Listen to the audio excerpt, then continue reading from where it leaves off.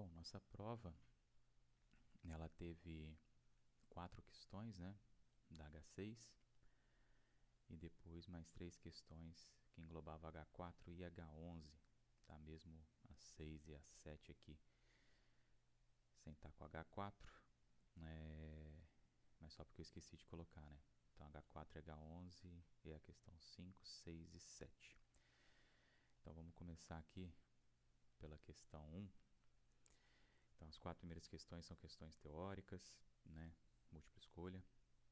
Então, ó, a primeira falava o seguinte: a utilização de termômetros digitais infravermelhos de testa ou auriculares tornou-se comum para a aferição de temperatura à distância. Os modelos mais simples desses termômetros possuem uma lente que focaliza a energia infravermelha irradiada por uma pessoa no detector do instrumento, convertendo em um sinal elétrico que pode ser exibido em unidades de temperatura. O funcionamento do termômetro digital infravermelho baseia-se em um tipo de onda. Então, para a gente começar, como está falando de onda, né, está falando de onda eletromagnética, porque é uma radiação infravermelha, né, então você pega ali, aí é importante saber a diferença entre onda mecânica e onda eletromagnética, né? Ondas mecânicas precisam de meio material para se propagar, e os principais exemplos que aparecem para a gente é onda sonora, onda em cordas, né? Onda em instrumento musical, onda na água, no mar, né? Enfim. Essas ondas são ondas mecânicas porque ela precisa de um meio material para se propagar, né? Elas propagam pela vibração das moléculas daquele meio. A onda eletromagnética não. A onda eletromagnética ela pode se propagar em meios materiais, mas ela também se propaga no vácuo, onde não existe matéria. Então, não existe moléculas para poder vibrar, por isso a onda mecânica não se propaga no vácuo, né? Ela se propaga só em meio material. E a onda eletromagnética, por ser um campo eletromagnético, né, que não precisa desse meio material para poder se propagar, né, os campos eles interagem entre si e se perpetuam ali nessa propagação. Então a onda eletromagnética não precisa. Então, como ele fala de onda infravermelha, a onda infravermelha é uma onda eletromagnética, e aí ele dá algumas alternativas, né? Então, de cara, a gente já pode descartar essa letra A porque fala que é uma onda longitudinal, então ondas eletromagnéticas são sempre transversais, né? Ela não vai ser longitudinal. Onda mecânica pode ser longitudinal e pode ser transversal, né? Mas a onda eletromagnética sempre é transversal. Então, já a primeira está errada. Então, a letra B aqui, ó. É um tipo de onda cujas frequências são próximas às das ondas sonoras, o que facilita sua focalização no detector do instrumento. Não, a frequência de onda sonora que a gente consegue ouvir é muito menor do que a frequência de do infravermelho, né? Então a C aqui também é utilizada nos sonares, o instrumento que permite determinar a distância de um obstáculo. Então falou de sonar, são ondas sonoras, né? Não é uma onda sonora, infravermelho é uma onda eletromagnética. Aí a letra D fala que é uma onda mecânica, né? Não é uma onda mecânica, é uma onda eletromagnética. E por fim sobra a letra E, que é a resposta correta, né? Que se propaga no vácuo com a mesma velocidade das ondas de raio-x, micro-ondas e de rádio. São todas ondas eletromagnéticas, né? Raio-x, micro-ondas e ondas de rádio são ondas eletromagnéticas, da mesma maneira que a luz é onda eletromagnética e que o infravermelho também é uma onda eletromagnética. Então a primeira resposta é a letra E. A segunda fala que uma experiência clássica coloca-se dentro de uma campânula de vidro onde se faz o vácuo, uma lanterna acesa e um despertador que está alarmando. A luz da lanterna é vista, mas o som do despertador não é ouvido. Isso acontece por quê? Então, né, lembrando do que eu falei na primeira questão ali, a onda mecânica, que é a onda sonora, ela não se propaga no vácuo, né? Ela não se propaga num meio não material, precisa da matéria para se propagar. Então, quando fala que foi feito vácuo dentro daquela campânula ali, significa que mesmo com o despertador emitindo um som, né, alarmando ali, esse som não vai se propagar dele até o lado de fora da campânula, porque não tem ar para isso acontecer. Então, o som não se propaga, né, mas a luz é uma onda eletromagnética. A onda eletromagnética se propaga no vácuo. Então, a resposta certa ali, né, isso acontece por quê?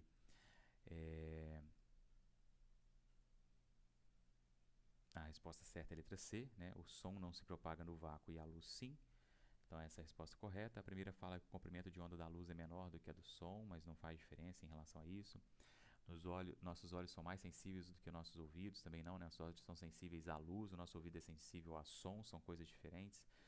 A velocidade da luz é maior do que a do som, sim, ela é maior do que a do som, mas não é por isso que você não ouve o som.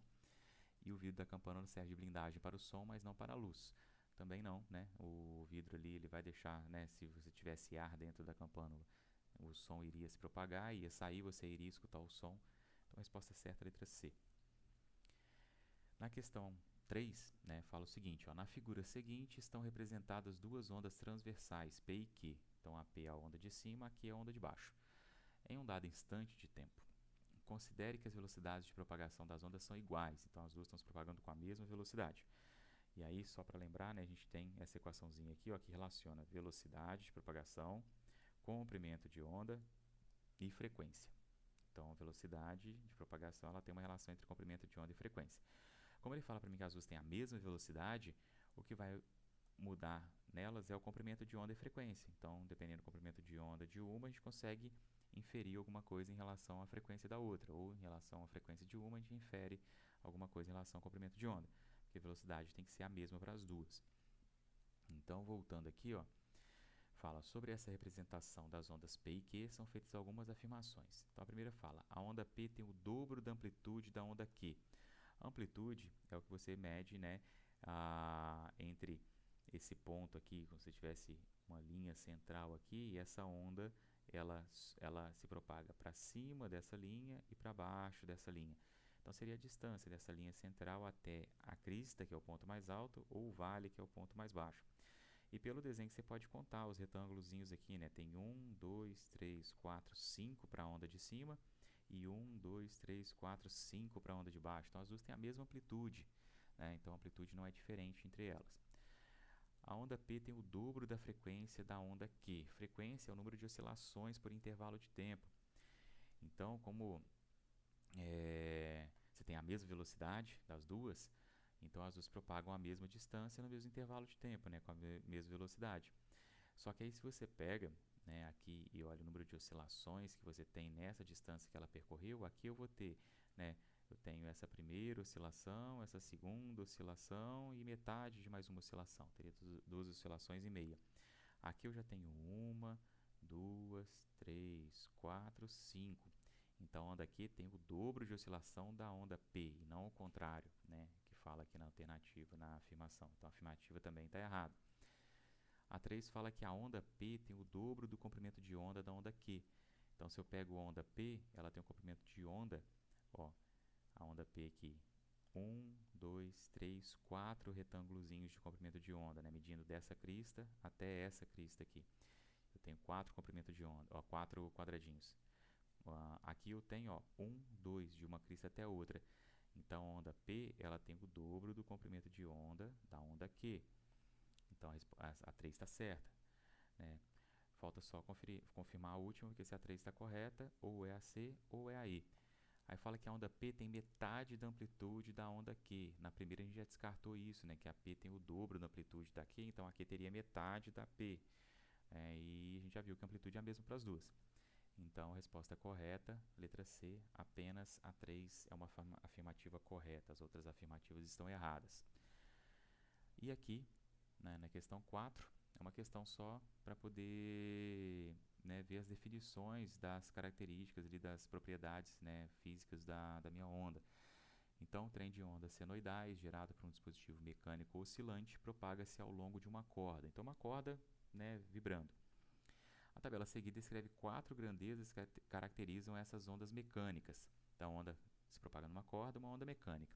Então, a primeira fala o número de oscilações completas por segundo de um ponto da corda. Então, a gente definiu isso lá no início, quando a gente começou a falar, né? Então, o número de oscilação por tempo é frequência. Aí a 2, duração de uma oscilação completa de um ponto da corda. Então, o tempo que demora para completar essa oscilação é o período, tá? A 3, distância que a onda percorre durante uma oscilação completa. Então, essa distância percorrida é o comprimento de onda. E por último, o deslocamento máximo de um ponto da corda. Isso é a amplitude, né? Então aqui eu tenho frequência, período, comprimento de onda e amplitude. Resposta correta, letra E, né? Frequência, período, comprimento de onda e amplitude. Beleza? Então, acabaram as questões teóricas, a gente vai para as questões aqui que envolvem mais o cálculo, né? Então, para a gente começar essa primeira questão, fala o seguinte, ó. A depilação a laser é um procedimento de eliminação dos pelos que tem se tornado bastante popular na indústria da beleza e no mundo dos esportes. O número de sessões do procedimento depende, entre outros fatores, da coloração da pele, da área a ser tratada e da quantidade de pelos nessa área. 3 tipos de laser comumente utilizados para depilação têm comprimentos de onda, lambda 1 de 760 nanômetros, lambda 2 800 nanômetros, lambda 3 1060 nanômetros, respectivamente. Se a velocidade da luz vale 3 vezes 10 elevado a 8 metros por segundo, calcular a frequência F1, F2 e F3. Então, ó, velocidade, comprimento de onda e frequência, a gente tem a equação aqui que relaciona a velocidade, comprimento de onda e frequência. Então, ele me fala os valores valor da velocidade da onda, né, e dos comprimentos de onda de cada uma delas. Então, para calcular a frequência, né, voltando na minha equação aqui, ó, para calcular a frequência, basta pegar o comprimento de onda que está multiplicando e passar ele dividindo. É só dividir a velocidade pelo comprimento de onda, eu acho a frequência. Então, vamos lá. Vamos fazer uma por uma aqui. Então, ó,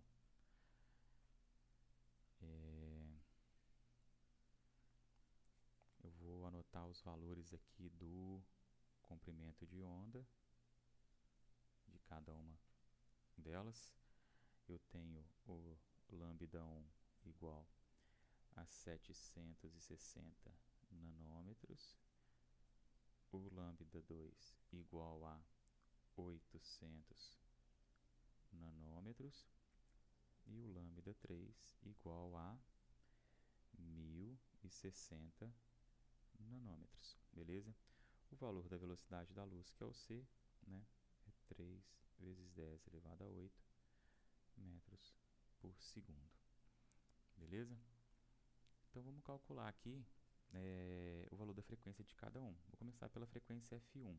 Então, só para lembrar, a velocidade é igual ao comprimento de onda vezes a frequência. Se eu quero achar a frequência, eu vou isolar ela, eu tenho uma multiplicação, comprimento de onda passa dividindo, velocidade dividido pelo comprimento de onda é igual à minha frequência. Então, para calcular a frequência, eu vou usar essa equação aqui. Então, a frequência F1 ela vai ser igual à velocidade, que é 3 vezes 10 elevado a 8, dividido pelo comprimento de onda, que é de 760 nanômetros. Esse nano aqui, ele tem ele significa 10 elevado a menos 9. Então, eu tenho aqui vezes 10 elevado a menos 9. Beleza? Na prova, lá na questão, lá na frente, na questão 7, eu acho, né? Questão 7 aqui, ó, colocava o nanômetro é 10 elevado a menos 9 metros. Então, pô, chegou ali na questão 5, não lembrava que era nanômetro, lá na questão lá na frente ia falar. Então, aqui eu tenho 3 vezes 10 elevado a 8 dividido por 760 vezes 10 elevado a menos 9. Vamos fazer a divisão de 3 por 760. Isso vai dar 0,00. Vou colocar 395, tá? Arredondando ali, vai dar 3, 9, 4, mais um monte de número. E aí eu faço, né, divisão de potência de mesma base, eu vou repetir a base que é o 10 e vou subtrair os expoentes, é o de cima menos o de baixo. Só que eu tenho 8 menos, o de baixo é menos 9, então é menos, menos 9, menos com menos dá mais, 8 mais 9, 17 Hz. Escrevendo isso em notação científica, vai ficar 3,95 vezes 10, ó, tem que andar com a vírgula 1, 2, 3 casas, isso vai ficar 10 elevado a 14 Hz. Beleza? Então, a primeira frequência está aí. A segunda frequência, né, o F2, vai ser 3 vezes 10 elevado a 8, dividido por 800 vezes 10 elevado a menos 9. Então, a frequência 2, 3 dividido por 800, também vai dar 0,00375. Isso vezes 10 elevado, de novo, 8 menos menos 9, vai dar 8 mais 9, que dá 17 Hz. Aí, transformando em notação científica, eu vou ter 3,75 vezes 10 elevado a 14 Hz. E por último, a gente tem a frequência F3, né? A frequência F3, ela vai ser 3 vezes 10 elevado a 8 dividido por 1060 vezes 10 elevado a menos 9. Então, a frequência F3 vai dar 3 dividido por 1060. Isso vai dar 0,0023 vezes 10 elevado a menos, não, é mais 17 Hz. E aí, escrevendo em notação científica, o F3 vai dar 2,83 vezes 10 elevado a 17, não, 14 Hz. Beleza? Então, a questão 5 era só fazer a divisão ali da velocidade pela frequência e aí você finalizava aqui a questão. Deixa eu fazer isso aqui e vou usar esse espacinho de baixo aqui para poder fazer a questão 6. Então, vamos lá para a questão 6. Ó, uma das cordas de um violoncelo é afinada em Lá. Aí, no dia da prova me perguntaram, né? Alguém me perguntou, eu comentei, eu coloquei V aqui, mas era F, né? De frequência. Então, eu tenho uma frequência de 440 Hz, né? Para um comprimento de onda de 60 centímetros, né? Então, ó, ele fala que a frequência é 440 Hz quando não pressionada com o dedo, né, a corda do violoncelo ali, ou seja, quando estiver com o seu comprimento máximo, que é de 60 centímetros, desde o cavalete até a pestana. Então, o cavalete aqui onde a corda tem o apoio dela, né? E a pestana, que é onde ela tem o outro apoio. Pensa no violão, a ideia é a mesma. Você tem o violão, você tem a parte aqui da pestana lá em cima, perto de onde faz a afinação. E o cavalete do violão, ele fica, né, preso no corpo do violão aqui embaixo, né? O violoncelo, ele tem esse cavalete no meio aqui, né, que é onde a corda tem um outro apoio. Então, a corda é esticada daqui até aqui quando não está pressionada, essa distância é de 60 centímetros. Né? Eu coloquei o desenho aqui para poder ver o que era, onde ficava a pestana, onde ficava o cavalete. Então, eu quero que calcula qual deve ser o comprimento da corda para produzir uma nota de 660 Hz. Então, para uma frequência de 660 Hz, qual que vai ser o comprimento de onda, beleza? Então, ó, vamos lá, anotei aqui já.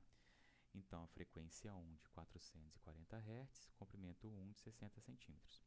Frequência 2 de 660 Hz, comprimento de onda 2, é o que eu quero saber. Então, muita gente fez um cálculo aqui, né, regrinha de 3, diretamente proporcional, né? Então, a regrinha de 3 diretamente proporcional, a pessoa ia colocar lá 440 está para 60, né? Assim como 660 está para x, que é meu lambda 2. E vai multiplicar cruzado. Só que essa aqui é uma relação de proporção inversa. Por quê? Né? A corda, ela é um meio material ali, onde a velocidade de propagação ela não vai se alterar, porque o meio material é o mesmo. Então, a onda ela se propaga com a mesma velocidade, independente de você apertar a corda na primeira casa, na segunda, na terceira, enfim, a velocidade de propagação vai ser a mesma. Então, olha só o que acontece. Lembra que eu falei? Velocidade é o comprimento de onda vezes a frequência. Se a velocidade ela é constante, se meu comprimento de onda, né, mudar, minha frequência vai mudar para compensar isso. Então, olha só, o que está mudando aqui que ele falou para mim é a frequência. Ela foi de 440 para 660, então ela aumentou. Se a frequência aumenta, o meu comprimento de onda ele precisa diminuir para poder continuar com o mesmo valor da velocidade. Então, a frequência ela aumentando, o comprimento de onda diminui, que é o que acontece, né, nos instrumentos de corda. Se você pega aqui, ó, deixa eu voltar no instrumento de corda aqui, ó. Se você pega e começa a colocar o dedo e apertar a corda cada vez, né, mais distante da pestana, vai passando por todo o braço, a nota vai ficando mais aguda, ela vai aumentando a frequência dela, né? E se você vai deixando cada vez mais próximo da pestana, ela vai ficando mais grave. Então, se você diminui o comprimento da corda, você aumenta a frequência. Se você aumenta o comprimento da corda, você diminui a frequência. É uma situação de proporcionalidade inversa, né? Então, se é uma proporcionalidade inversa, se a frequência aumenta, o comprimento de onda diminui. Se a frequência diminui, o comprimento de onda aumenta. Então, aqui ó, a frequência ela precisa aumentar, ela vai de 440 para 660. Então, o comprimento de onda precisa diminuir. Então, você vai resolver uma regrinha de 3 de proporção inversa, você multiplica 440 por 60 e 660 por x, você não multiplica cruzado. Então, muita gente errou por causa disso, né? Se pensar pela equação da velocidade aqui, ó, olha só o que eu vou fazer. A velocidade 1 ela tem que ser igual à velocidade 2, porque o meio de propagação é o mesmo, né? Então, o comprimento de onda 1 vezes a frequência 1 tem que ser igual... Desculpa. Comprimento de onda 2 vezes a frequência 2. Então, o comprimento de onda 1 vale 60 e a frequência 1 vale 440, que é o que eu falei, ó, multiplico os dois. O comprimento de onda 2 é o que eu quero saber, que é o x, né? E a frequência 2 é o 660. E aí, para achar o comprimento de onda, eu preciso passar o 660 dividindo. 60 vezes 440 dividido por 660, esse é o comprimento de onda 2. Então, a gente vai chegar aqui, esse comprimento de onda 2, né? Se você fizer esse cálculo aí, vai dar 40 centímetros. Beleza? Então, esse era o valor esperado aí. Quem fez a regrinha de 3 direto ali, aí chegou no valor de 90, se eu não me engano, né? Beleza? Então, 40 centímetros aí é o valorzinho aí do comprimento de onda 2. E para a gente poder finalizar, nós vamos para a última questão. Então, a última questão trazia um gráfico para a gente. E aí falava o seguinte, esse gráfico. Quando adaptada à claridade, o olho humano é mais sensível a certas cores de luz do que a outras. Então, na figura é apresentado um gráfico da sensibilidade relativa do olho em função dos comprimentos de onda do espectro visível. Então, dados em nanômetro, e 1 nanômetro equivale a 10 a menos 9 metros. Então, aqui, ó, esse gráfico da sensibilidade, se você olhar, o valor mais próximo ali do pico que ele mostra para a gente é um valor de 540 nanômetros de comprimento de onda. Então, mais próximo do pico ali, o valor que a gente consegue ver com certeza é o valor de 540 nanômetros. Então, a gente sabe que ele pode ser um pouquinho maior que 540 nanômetros, mas esse pouquinho maior pode ser 545, pode ser 550, pode ser 553, pode ser 548, pode ser... Então, a gente não sabe qual que é o valor exato, mas a gente sabe que 540 está próximo do pico. Então, considerando as cores correspondentes ao intervalo de frequência da tabela seguinte, então me deu uma tabelinha com intervalo de cor, e o valor da velocidade da luz, né, de propagação da velocidade da luz, e as informações apresentadas no gráfico, calcule a frequência da cor a qual o olho humano é mais sensível. Então, ó,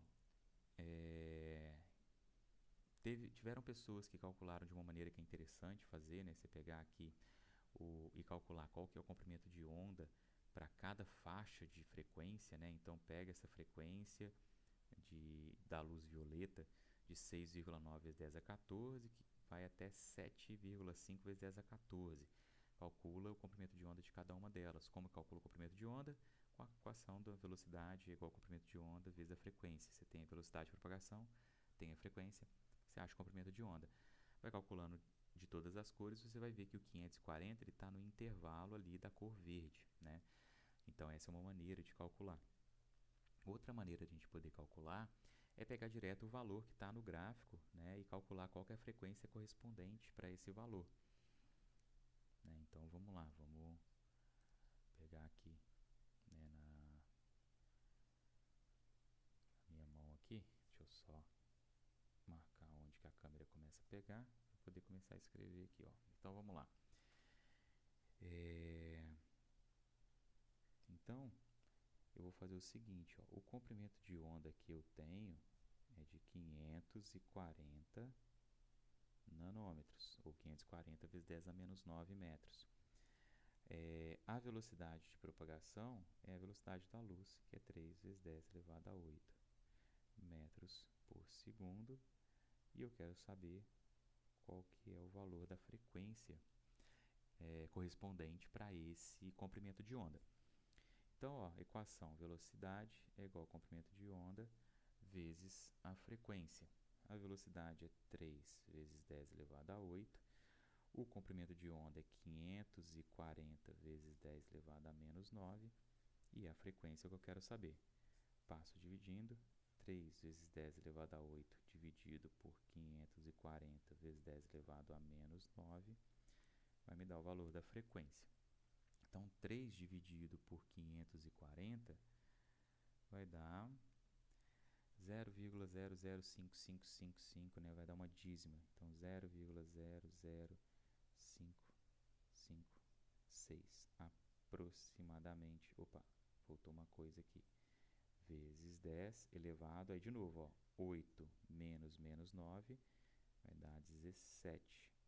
Isso aqui vai ser aproximadamente o valor da minha frequência. Eu vou colocar em notação científica porque lá na tabela aparecem os valores todos em notação científica, né? Então, vou colocar em notação científica aqui para poder ficar mais fácil de comparar. Então, eu vou ter 5,56 vezes 10 elevado a 14 Hz. Então, se a gente voltar lá na tabela, o que vai acontecer? Ó, eu vou olhar a tabelinha ali, eu tenho valor de 5,56. Ó. Esse valor aqui não chega a 5, esse aqui chega a 5,7, mas o valor que eu espero é menor do que 5,7. O verde está entre 5,3 e 5,7, né? Então esse valor de frequência se encaixa ao verde. O amarelo 5,1 a 5,3, então não chega no 5,5. O laranja também não chega no 5,5 e o vermelho também não chega no 5,5. Né? Então, se você calcular os comprimentos de onda para a cor verde, né? Calcular o comprimento de onda para essa frequência de 5,3 vezes 10 a 14 e para a frequência de 5,7 vezes 10 a 14, vai chegar em valores que vão ser menores do que 540, vai ser um valor menor do que 540 nessa frequência menor. Desculpa, vai ser um valor de comprimento de onda maior aqui e um valor de comprimento de onda menor aqui. Lembra que o comprimento de onda é inversamente proporcional à frequência. Se o comprimento de onda aumenta, a frequência diminui. Então, como aqui a frequência é menor, vai dar um maior comprimento de onda, né, no 5,3. O 5,7 da cor verde vai me dar um menor comprimento de onda. Então, a cor que é mais sensível é a cor verde, né, e a frequência, que é o que pede ali para calcular qual é a frequência da cor a qual o olho humano é mais sensível, está entre 5,3 e 5,7 vezes 10 elevado a 14 Hz. Beleza? Então é isso aí, galera. Nossa provinha era isso. Né? Espero que o vídeo ajude vocês. Bons estudos. Valeu. Tchau, tchau.